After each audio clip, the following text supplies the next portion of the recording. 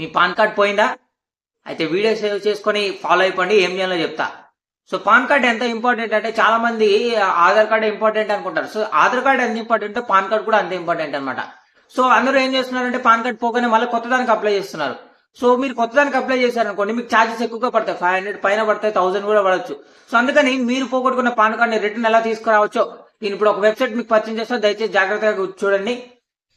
ముందుగా క్రోమ్ అయితే ఓపెన్ చేసుకొని రీప్రింట్ పాన్ కార్డ్ అని ఎంటర్ చేయండి. పాన్ కార్డ్ ఎంటర్ చేసిన ఫస్ట్ వెబ్సైట్ ఓపెన్ చేసుకొని pan card details, Aadhaar card details అయితే ఇవ్వాలి.